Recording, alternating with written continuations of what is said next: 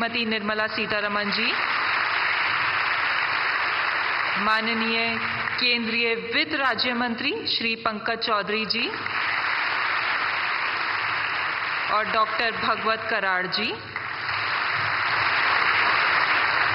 माननीय उप मुख्यमंत्री महाराष्ट्र श्री देवेंद्र फडणवीस जी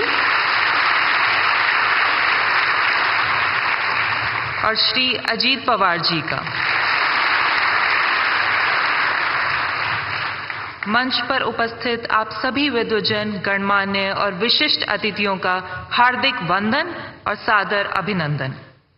अब हम रिजर्व बैंक गवर्नर से आग्रह करते हैं कि वे कृपया रिजर्व बैंक की ओर से माननीय प्रधानमंत्री महोदय को इस अविस्मरणीय क्षण की स्मृति स्वरूप एक स्मृति चिन्ह भेंट करें।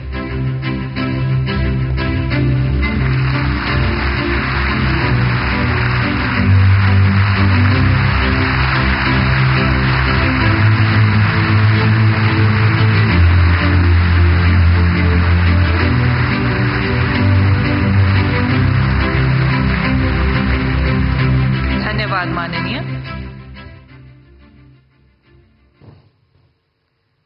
आज हम भारतीय रिजर्व बैंक के 9 दशकों की विलक्षण यात्रा के उत्सव को अविस्मरणीय बनाने हेतु यहां एकत्रित हुए हैं। आज हम भारतीय रिजर्व बैंक का ऐसा रूप देख रहे हैं जो अभूतपूर्व बदलाव के मंथन से गुजरा है। अपनी इस यात्रा के दौरान रिजर्व बैंक ने कई महत्वपूर्ण निर्णय लिए, अनेक चुनौतियों का सामना भी किया। वह स्थिरता, विश्वास और विकास के अपने मूल सिद्धांतों पर हमेशा अटल रहा। आज के दिवस के उपलक्ष्य में रिजर्व बैंक वित्तीय प्रणाली में स्थिरता और विश्वास बनाए रखने और भारत की विकास यात्रा का समर्थन करने के प्रण की ओर खुद को नई ऊर्जा और उत्साह के साथ फिर से समर्पित करता है। इसी के साथ हम रिजर्व बैंक गवर्नर से आग्रह करते हैं कि कृपया अपना स्वागत संबोधन दें।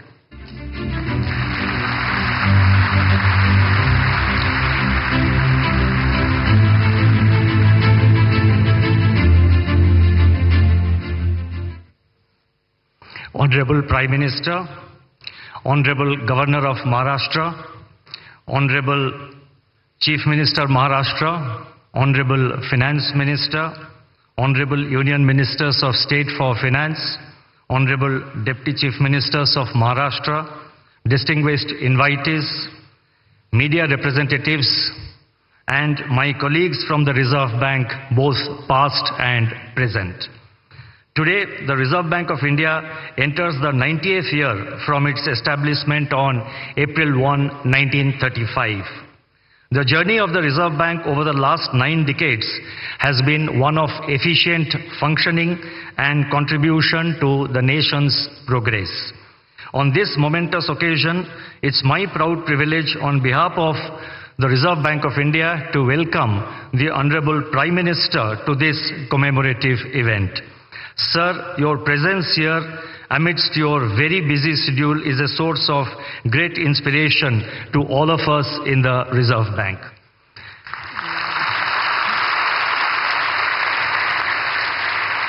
I also welcome the other dignitaries, the Governor Maharashtra, the Chief Minister Maharashtra, the Honorable Finance Minister, and other dignitaries on the dais to this event. Further, I welcome all distinguished dignitaries who are present here, all our invitees, and each one of you who has made it convenient to be here. The Reserve Bank's evolution as an institution has been closely intertwined with the development of the Indian economy. From being a central bank primarily concerned with allocation of scarce resources during the planning period, the Reserve Bank has transitioned into being an enabler for the market economy. We are a full-service central bank with our functions spanning multiple dimensions. It has been our endeavor to promote the financial sector, promote a financial sector that is robust, resilient, and future-ready. The path-breaking structural reforms such as the enactment of the Insolvency and Bankruptcy Code and the adoption of flexible inflation targeting in the recent years have helped us to deal with the challenges in the banking system and the task of maintaining price stability more effectively. Given the rapid changes taking place in today's world, especially in the areas of technology, innovation, business practices, and growing complexities in the financial sector, the Reserve Bank is constantly evaluating the emerging trends and taking necessary policy measures to remain in sync with the changing times. Our effort is to anticipate situations and take proactive measures. The global turmoil arising from the COVID-19 pandemic and the ongoing geopolitical hostilities have tested the resilience of every economy in the world, including India. The well-calibrated and coordinated monetary and fiscal policies adopted in our country went a long way in shielding our economy from these shocks and helped us to emerge even stronger than before. It's a matter of satisfaction that today our GDP growth is robust, inflation is moderating, the financial sector is stable, the external sector remains resilient, and the forex reserves are at an all-time high. Over the years, the Reserve Bank has emerged as a symbol of stability, resilience, and commitment to the welfare of our citizens. This has been possible due to the contributions made by generations of the team RBI. As we move towards RBI at 100, the Reserve Bank remains focused on ensuring a stable and strong financial system that would act as a bedrock for our country's economic progress.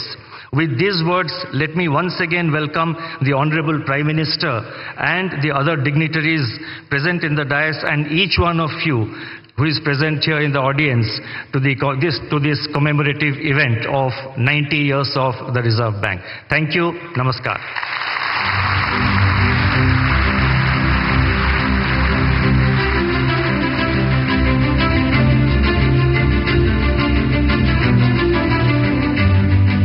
धन्यवाद। अब हमारा आग्रह है माननीय वित्त मंत्री महोदया श्रीमती निर्मला सीतारमण जी से कि कृपया अपना विशेष संबोधन दें।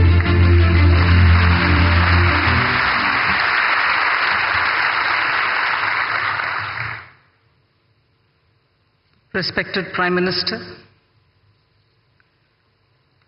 Honorable Governor of Maharashtra, Chief Minister of Maharashtra, my colleagues in the Council of Ministers, Deputy Chief Ministers of Maharashtra, Governor Reserve Bank, all invited dignitaries, media, I'm here on a very happy occasion when today we mark the 90th anniversary of Reserve Bank of India. RBI, the Central Bank of India, has actually had a remarkable checkered history. It stands tall among its peers on several counts. Once in a century pandemic, the COVID, hit us. The RBI adopted and in fact deployed conventional and unconventional range of instruments to provide liquidity and to promote growth and to ensure financial stability. The two examples that I can cite and which can stand before as a classic example are the moratorium on loan repayments and also the liquidity infusion which happened during that time. Later came the Russia-Ukraine war. RBI's measures primarily aimed at two things. One, to address the inflation and the forex market's volatility. RBI, in fact, has been one of the earliest to recognize the non-transient nature of inflation. One of the few central banks, if I may say so, to front-load policy rate hikes in particular. Forex reserve management is also something on which we have this opportune moment to recall the work done by the RBI, building up reserves, including foreign exchange interventions. In the past few years, India's capacity to manage and also to take care of external imbalances and uncertainties have significantly improved purely because of the professional management of the RBI. Rupee has exhibited lower volatility, and orderly movements is what we notice of the rupee, and they are in relative terms to the rest of its peers. Managing India's banks is something which I'll recall at this time. A decade ago, balance sheet problem, today is a balance sheet advantage, and that advantage accrues to our economy. Collaborative effort of the Government of India and RBI, the asset quality management, prompt corrective action framework are all great functions well carried out by our true regulator of the banks, Reserve Bank of India. Fiscal and monetary policy coordination, as always, the Government of India is one of the governments, like very many others, and RBI manages its debt, which is very important for government. Inflation management, despite monetary tightening pressures and the measures which have been taken for monetary tightening, has stabilized the G-Sec yields, which is very important for the economy. The stability in G-Sec markets has contributed to overall financial market resilience and investor confidence in the Indian economy. Lastly, the Bank of International Settlements, BIS, has mentioned significant role played by RBI in a very unconventional point. RBI's role in anchoring inflation expectations using communication policy is significant, is what the BIS has said. And I'm sure not one in this audience would disagree with that. Apart from forward guidance, it was used for explaining the rationale. The policy of communication management has been used for explaining the rationale for the measures taken by the RBI.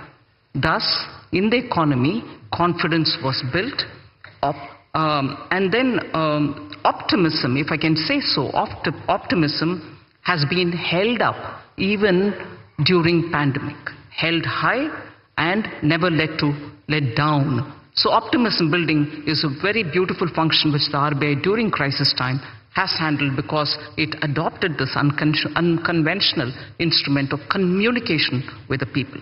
And final word, institutional integrity is something which I would credit the RBI, and among very many central banks, India's RBI, for its institutional credibility, needs a big applause in the 90th anniversary. Thank you very much.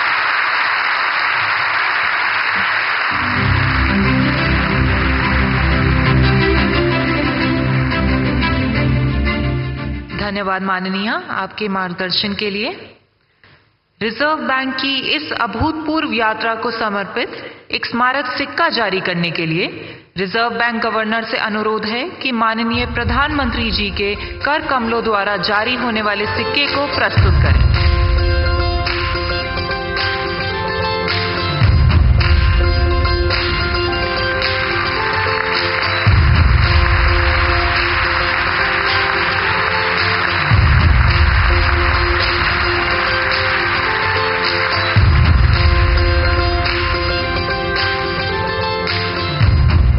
बहुत धन्यवाद माननीय।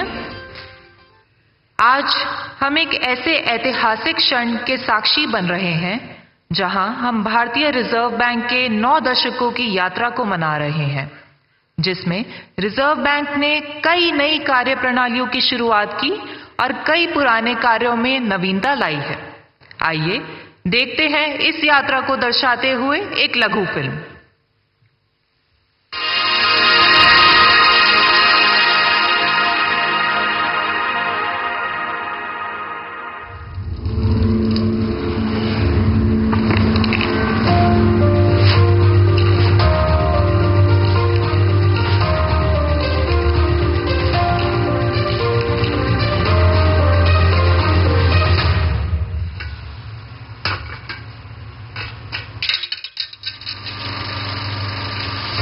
The Reserve Bank of India came into existence on 1st of April 1935 as a joint stock company.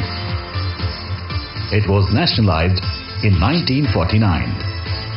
Over the last 9 decades, through its multifarious functions, the RBI has played a crucial role in the development of Indian financial sector and the economy. As the currency issuer of the country, the RBI has ensured supply of good quality banknotes.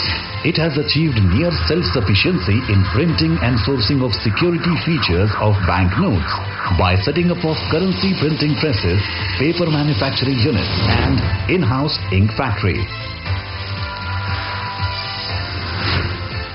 Being the banker and debt manager to the central and state governments, the Reserve Bank has managed their market borrowing programs and facilitated development of the government securities market, introduction of new instruments, strengthening market infrastructure and expanding the participant base, including retail investors, have ensured deepening of financial markets.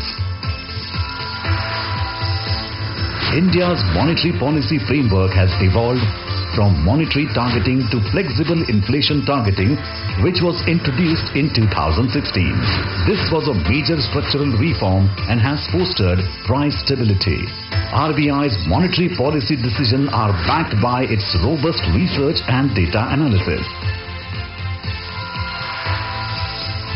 The Reserve Bank is also responsible for the country's foreign exchange and reserves management. Its role has evolved over the years from being a regulator to a facilitator in an environment of market-determined exchange rates. A number of measures have been taken to simplify foreign exchange regulations for facilitating investment and trade. As the regulator and supervisor of a large part of the financial sector, the RBI has played a crucial role in promoting a sound and efficient financial system in the country. The regulatory and supervisory architecture of the financial system has been comprehensively restructured in the recent years. As a part of its commitment to financial inclusion, the Reserve Bank's policy on priority sector lending and many other measures has channelized credit to the needy sectors of the economy. This has given a strong fillip to financial inclusion.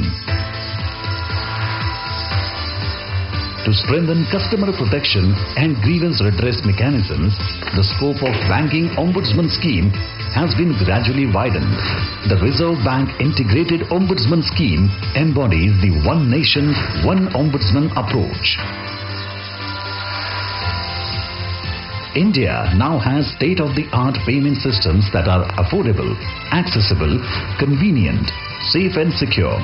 The country has acquired a leadership position in digital payments landscape. As a regulator of the payment system, the RBI has played a significant role on making this possible.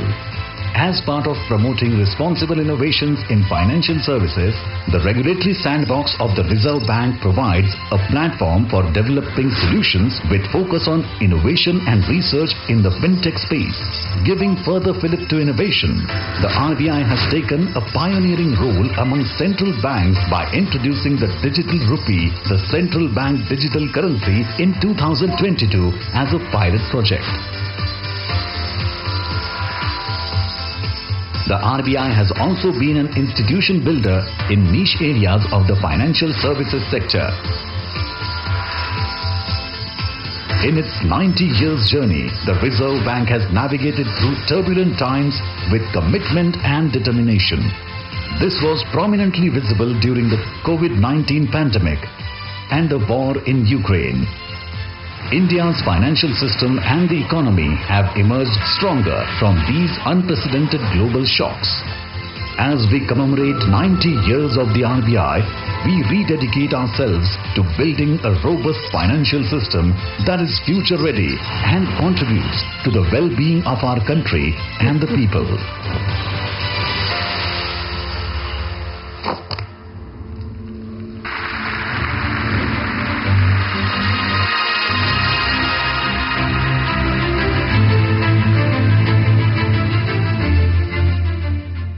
अब हम माननीय प्रधानमंत्री जी से निवेदन करते हैं कि कृपया इस सम्मेलन को संबोधित करें, हमें प्रेरणा दें, हमारा मार्गदर्शन करें।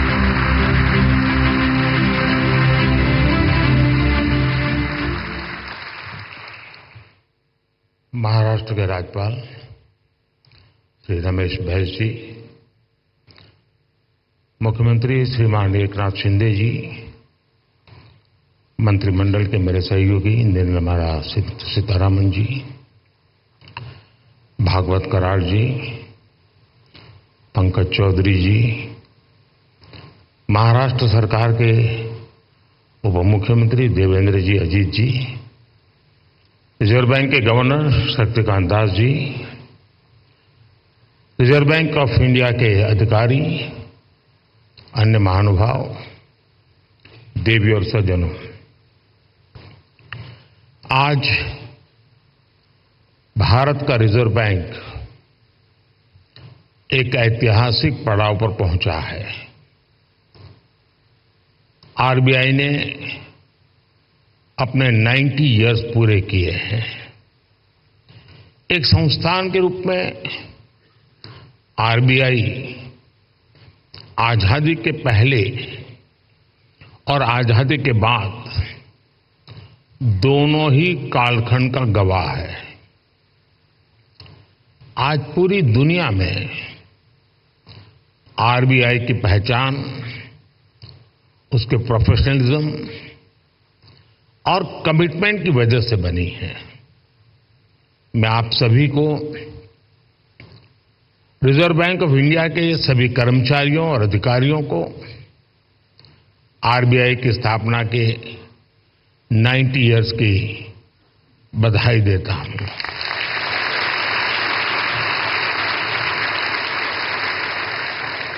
और इस समय जो लोग आरबीआई से जुड़े हैं उन्हें मैं बहुत सौभाग्यशाली मानता हूं। आज आप जो नीतियां बनाएंगे, जो काम करेंगे, उनसे आरबीआई के अगले दशक की दिशा तय होगी। ये दशक इस संस्थान को उसके शताब्दी वर्ष तक ले जाने वाला दशक है और ये दशक विकसित भारत की संकल्प यात्रा के लिए भी उतना ही अहम है। और इसके लिए जैसा आप लोगों का मंत्र है, आरबीआई को तेज ग्रोथ को सर्वोच्च प्राथमिकता देते हुए ट्रस्ट और स्टेबिलिटी पर भी उतना ही फोकस करना है। मैं आरबीआई को उसके लक्ष्यों और संकल्पों के लिए भी शुभकामनाएं देता हूं। साथियों, आप सभी अपनी फील्ड के एक्सपर्ट्स हैं। आप जानते हैं कि देश की अर्थव्यवस्था, हमारी जीडीपी काफी हद तक मॉनेटरी और फिस्कल पॉलिसीज के कोऑर्डिनेशन पर निर्भर करती है। मुझे याद है जब 2014 में रिजर्व बैंक के 80वें वर्ष के कार्यक्रम में आया था, तब हालात एकदम अलग थे। भारत का पूरा बैंकिंग सेक्टर समस्याओं और चुनौतियों से जूझ रहा था। एनपीए को लेकर, भारत के बैंकिंग सिस्टम की स्टेबिलिटी और उसके भविष्य को लेकर हर कोई आशंका से भरा हुआ था। हालात इतनी खराब थी कि पब्लिक सेक्टर बैंक्स देश की आर्थिक प्रगति को जरूरी गति नहीं दे पा रहे थे। हम सभी ने वहां से शुरुआत की और आज देखिए, आज भारत के बैंकिंग सिस्टम को दुनिया में एक स्ट्रांग और सस्टेनेबल सिस्टम माना जा रहा है।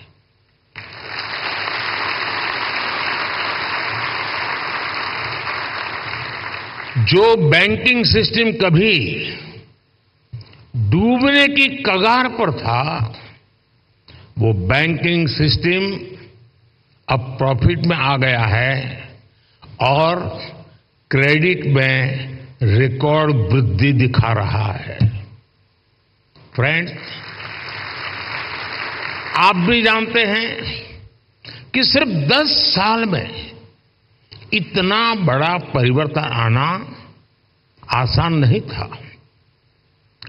ये बदलाव इसलिए आया क्योंकि हमारी नीति, नियत और निर्णयों में स्पष्टता थी।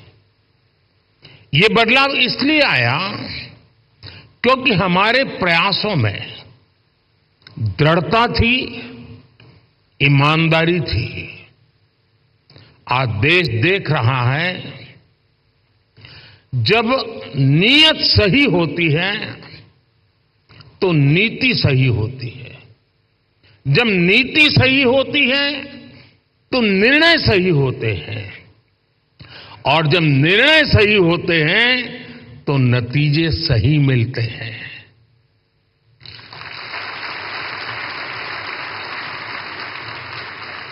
इन शॉर्ट, मैं यही कहना चाहता हूं, नियत सही तो नतीजे सही।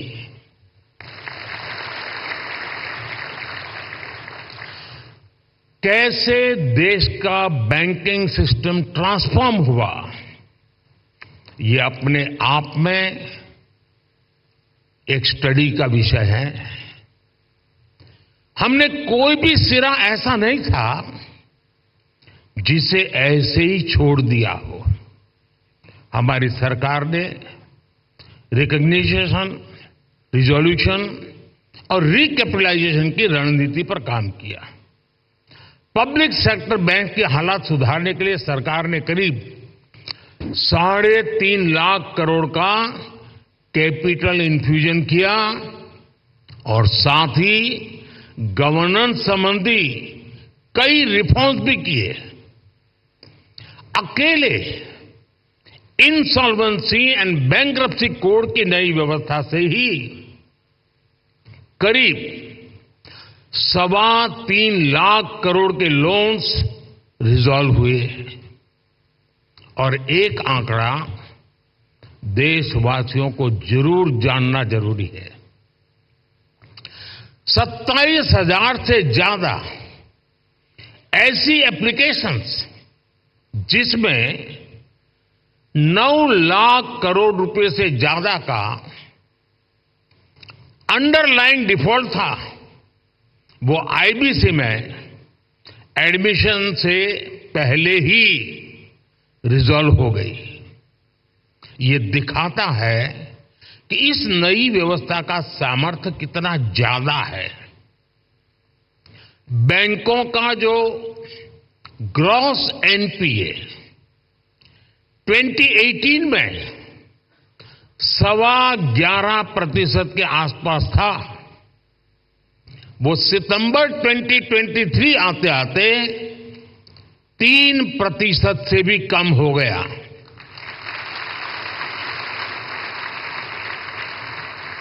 आज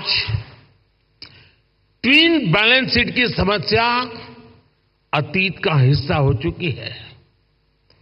आज बैंक की क्रेडिट ग्रोथ 15% तक हो गई है और मैं इन सभी उपलब्धियों में आरबीआई की सहभागीदारी और प्रयासों की भी बहुत बड़ी भूमिका रही है और वो बधाई के पात्र हैं।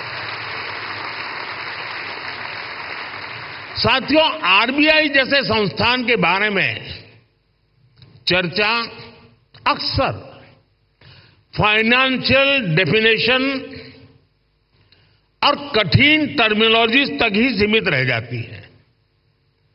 आपका कार्य जितना जटिल है, उसमें यह स्वाभाविक भी है, लेकिन आप जो काम करते हैं उससे देश के सामान्य मानव का जीवन सीधे तौर पर प्रभावित होता है। बीते 10 वर्षों में हमने सेंट्रल बैंक, बैंकिंग सिस्टम और अंतिम पायदान पर खड़े व्यक्ति के बीच इस कनेक्ट को हाईलाइट किया है। गरीबों का फाइनेंशियल इंक्लूजन आज इसका बहुत बड़ा उदाहरण है। आज देश में 52 करोड़ जनधन खाते हैं। इनमें भी 55% से ज्यादा खाते महिलाओं के नाम पर है।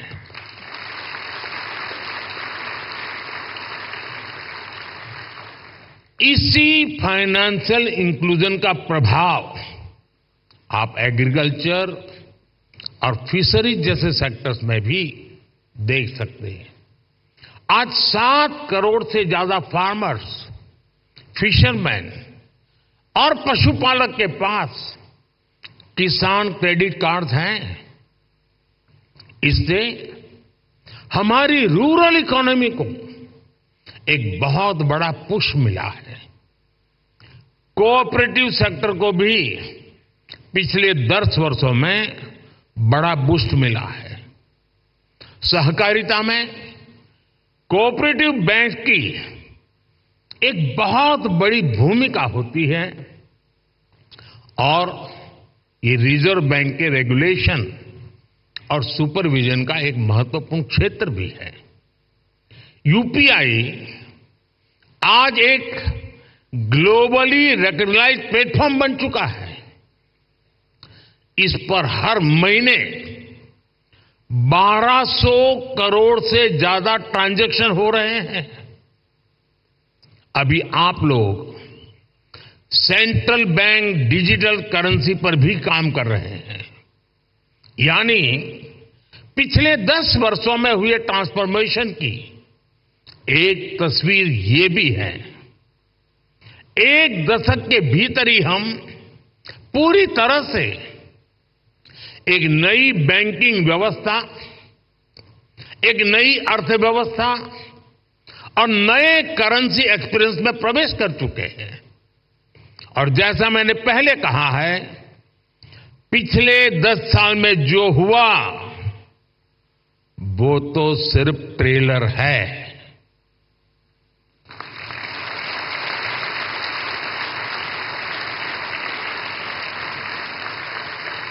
अभी तो बहुत कुछ करना है।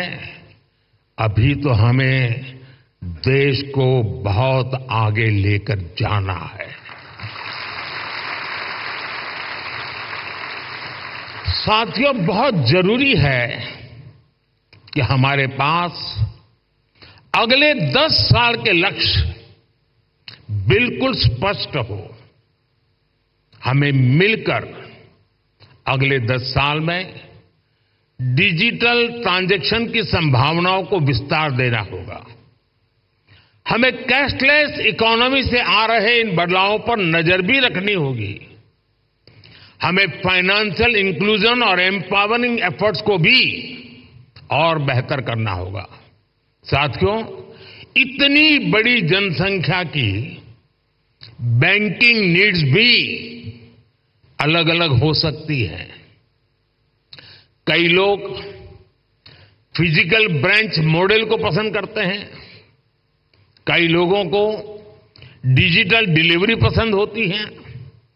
देश को ऐसी नीतियां बनाने की जरूरत है जिससे ईज ऑफ डूइंग बैंकिंग बेहतर हो और सभी को उनकी जरूरत के अनुसार क्रेडिट एक्सेस मिल सके। डीपीआई के क्षेत्र में भारत को अग्रणी बनाने के लिए हमें आर्टिफिशियल इंटेलिजेंस, मशीन लर्निंग की निरंतर मदद लेनी चाहिए। भारत की प्रगति तेज गति से हो, इंक्लूसिव हो, सस्टेनेबल हो, इसके लिए रिजर्व बैंक को लगातार कदम उठाते रहने होंगे। एक रेगुलेटर के तौर पर आरबीआई ने बैंकिंग सेक्टर में रूल बेस्ड डिसिप्लिन और फाइनेंशियली प्रूडेंशियल प्रैक्टिसेस को सुनिश्चित कराया है, लेकिन इसके साथ ही ये भी आवश्यक है कि आरबीआई विभिन्न सेक्टर्स की भविष्य की जरूरतों का आकलन करते हुए अभी से तैयारी करे, बैंकों को प्रोत्साहित करे, प्रोएक्टिव कदम उठाए। मैं आपको विश्वास दिलाता हूं कि सरकार आपके साथ है।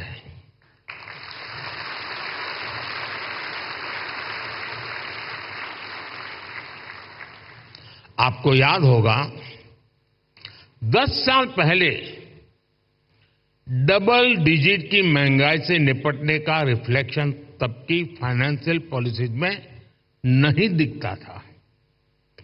इससे निपटने के लिए हमारी सरकार ने रिजर्व बैंक ऑफ इंडिया को इन्फ्लेशन टारगेटिंग का अधिकार दिया। मॉनेटरी पॉलिसी कमेटी ने इस मैंडेट पर बहुत अच्छे ढंग से काम भी किया। साथ ही साथ सरकार ने एक्टिव प्राइस मॉनिटरिंग और फिस्कल कंसोलिडेशन, इसके भी कदम उठाए। इसलिए कोरोना संकट हो, अलग अलग देशों में युद्ध की स्थिति हो, तनाव हो, भारत में इन्फ्लेशन मॉडरेट लेवल पर ही रही। साथियों, जिस देश की प्रायोरिटी स्पष्ट हो, उसे प्रोग्रेस करने से कोई नहीं रोक सकता।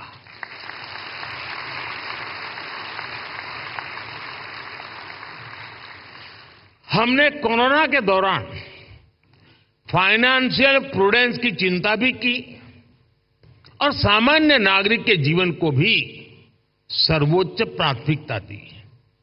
यही वजह है कि भारत का गरीब, भारत का मिडिल क्लास उस आपदा से उबरकर अब अर्थव्यवस्था को गति दे रहा है।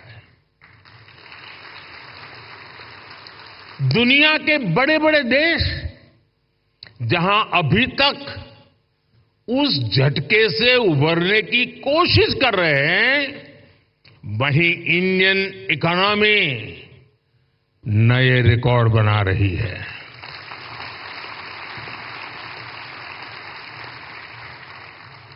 भारत की सफलता को आरबीआई वैश्विक स्तर पर ले जा सकता है।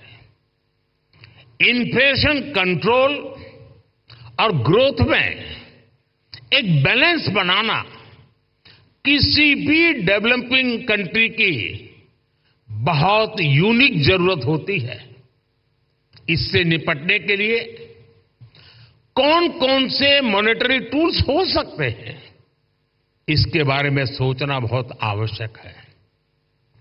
आरबीआई इसके लिए एक मॉडल बनकर ग्लोबल लीडरशिप की भूमिका निभा सकता है। और ये बात मैं 10 साल के अनुभव के बाद कहता हूं, और ये बात दुनिया को निकट से जानने समझने के बाद कह रहा हूं। और इससे पूरे ग्लोबल साउथ को बहुत बड़ी मदद मिल सकती है। फ्रेंड्स, अगले 10 साल के टारगेट तो तय करते हुए हमें एक बात और ध्यान रखनी है, वो है भारत के युवाओं की एस्पिरेशंस। भारत आज दुनिया के सबसे युवा देशों में से एक है। इस युवा एस्पिरेशंस को पूरा करने में आरबीआई का अहम रोल है। बीते 10 साल में सरकार की पॉलिसीज की वजह से नए नए सेक्टर्स बने हैं। इन सेक्टर्स में देश के युवाओं को नए अवसर मिल रहे हैं। आप देखिए, आज ग्रीन एनर्जी जैसे उभरते हुए क्षेत्रों का विस्तार हो रहा है। सरकार सोलर एनर्जी और ग्रीन हाइड्रोजन जैसे सेक्टर्स को प्रमोट कर रही है। आज देश में इथेनॉल ब्लेंडिंग को लगातार बढ़ाया गया है। डिजिटल टेक्नोलॉजी में आज भारत एक प्राइम प्लेयर बनकर उभरा है। हमने स्वदेशी 5G टेक्नोलॉजी पर काम किया है। डिफेंस सेक्टर हम बड़े एक्सपोर्टर की भूमिका में आ रहे हैं। एमएसएमई पूरी भारतीय अर्थव्यवस्था और मैन्युफैक्चरिंग सेक्टर की बैकबोन जैसे हैं। ऐसे सारे सेक्टर्स में अलग अलग तरीके के कर्ज की जरूरत होती है। कोरोना के समय हमने एमएसएमई सेक्टर के लिए जो क्रेडिट गारंटी स्कीम बनाई, उसने इस सेक्टर को बहुत बड़ी शक्ति दी थी। रिजर्व बैंक को भी आगे out of the box policies के बारे में सोचना होगा। और मैंने देखा है हमारे शक्तिकांत जी आउट ऑफ बॉक्स सोचने में माहिर है।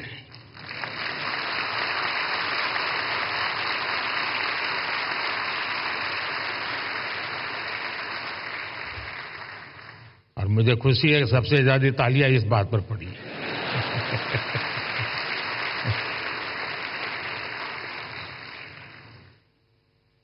विशेषकर नए सेक्टर्स में हमारे युवाओं को पर्याप्त क्रेडिट अवेलेबिलिटी मिले, ये सुनिश्चित किया जाना बहुत जरूरी है। साथियों, 21वीं सदी में इनोवेशन का बहुत महत्व रहने वाला है। सरकार इनोवेशन पर रिकॉर्ड इन्वेस्ट कर रही है। आपने देखा है, अभी अभी हमने जो इंटरिम बजट दिया, उसमें इनोवेशन के लिए 1 लाख करोड़ रुपए का रिसर्च फंड भी बनाया है। कटिंग एज टेक्नोलॉजी पर जो प्रपोजल आएंगे, जो लोग इस क्षेत्र में काम करना चाहते हैं, हम उनके लिए कैसे प्रिपेयर हो, ये सोचना बहुत आवश्यक है। और आरबीआई को अभी से सोचना चाहिए कि वो कैसे उनकी मदद करेगा। हमें ऐसे लोग पहचानने होंगे, हमें ऐसी टीम्स बनानी होगी जो परंपरागत कारोबार हैं, जो आने वाले विषय हैं, हमें उन्हें लेकर एक्सपर्टीज डेवलप करनी चाहिए। इसी तरह स्पेस सेक्टर ओपन हो रहा है। इसमें नए नए स्टार्टअप्स आ रहे हैं, तो उनको क्रेडिट के लिए किस तरह का सपोर्ट चाहिए, ये हमें देखना होगा। इसी तरह भारत में एक सबसे बड़ा क्षेत्र नया पूरी ताकत के साथ आ रहा है, वो है टूरिज्म सेक्टर। टूरिज्म सेक्टर भी बढ़ रहा है और पूरी दुनिया भारत आना चाहती है, भारत देखना चाहती है, भारत समझना चाहती है। अभी कहीं मैंने पढ़ा था, जो ये टूरिज्म के एक्सपर्ट होते हैं, उनका कहा है कि आने वाले वर्षों में रिलीजियस टूरिज्म में दुनिया का सबसे बड़ा कैपिटल अयोध्या बनने वाला है।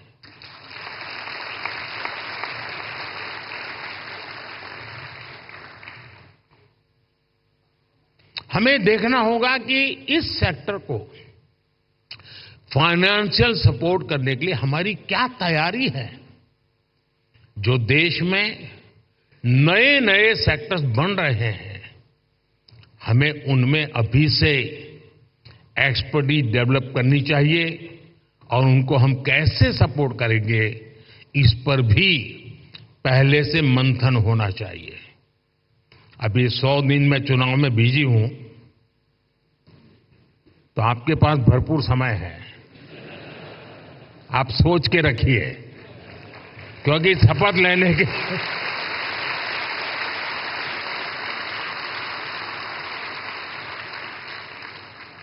शपथ लेने के दूसरे दिन ही धमाधम काम आने वाला है।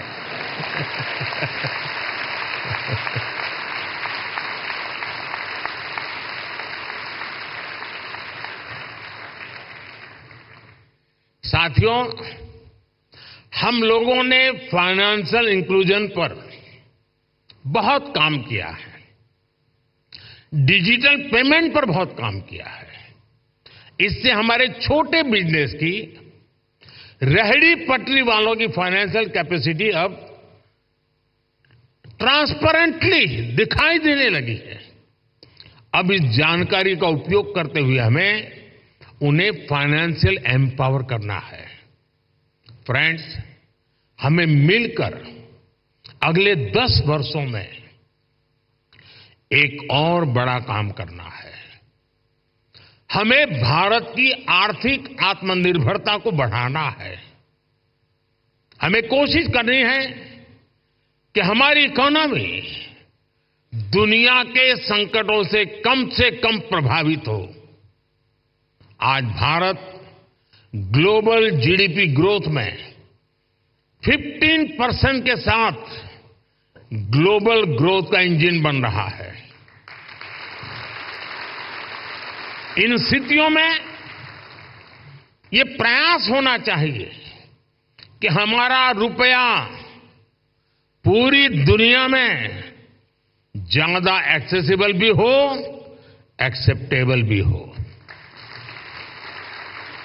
एक और ट्रेंड जो बीते कुछ वर्षों में पूरी दुनिया में देखने को मिला है, वो है बहुत ज्यादा आर्थिक विस्तार और बढ़ता हुआ कर्ज। कई देशों का प्राइवेट सेक्टर डेट तो उनकी जीडीपी के 2 गुने तक पहुंच गया है। कई देशों का डेट लेवल उस देश के साथ साथ पूरी दुनिया की अर्थव्यवस्था को प्रभावित करता है। रिजर्व बैंक को इस पर भी एक स्टडी करनी चाहिए। भारत की ग्रोथ के जितने प्रॉस्पेक्ट्स और पोटेंशियल है, उसको ध्यान में रखते हुए क्रेडिट की कितनी उपलब्धता होनी चाहिए और उसको कैसे सस्टेनेबल तरीके से मैनेज किया जाना चाहिए, इसे आधुनिक परिप्रेक्ष्य में तय किया जाना बहुत आवश्यक है। साथियों, देश के लिए जरूरी प्रोजेक्ट्स को फंडिंग देने के लिए हमारी बैंकिंग इंडस्ट्री को उसके आगे बढ़ना भी उतना ही जरूरी होगा। और इस आवश्यकता के बीच आज कई मोर्चों पर चुनौतियां भी हैं। एआई और ब्लॉकचेन जैसी नई तकनीकों ने बैंकिंग के तरीकों बदला है, पूरा तरीका बदल गया। बढ़ती डिजिटल बैंकिंग की व्यवस्था में साइबर सिक्योरिटी की भूमिका बहुत अहम हो गई है। फिनटेक में होने वाले नए इनोवेशंस बैंकिंग के नए तरीके बनाने जा रहे हैं। ऐसी परिस्थितियों में देश के बैंकिंग सेक्टर में, उसके स्ट्रक्चर में क्या बदलाव जरूरी है, इस पर हमें सोचना होगा। इसमें हमें नए financing, operating and business models की आवश्यकता हो सकती है।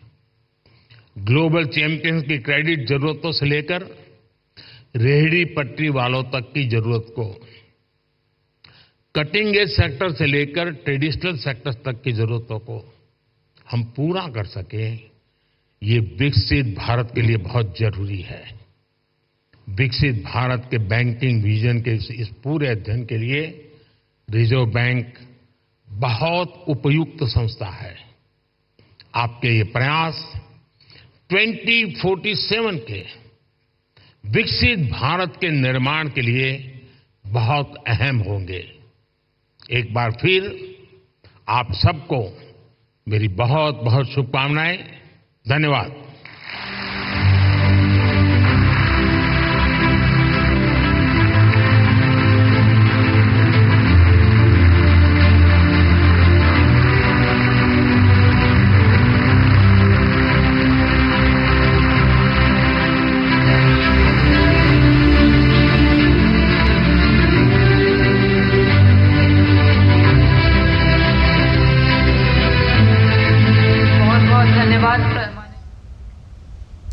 RBI एट 90 विशेष समारोह, जिसमें प्रधानमंत्री ने अपना संबोधन दिया और बताया कि किस तरीके से RBI जो है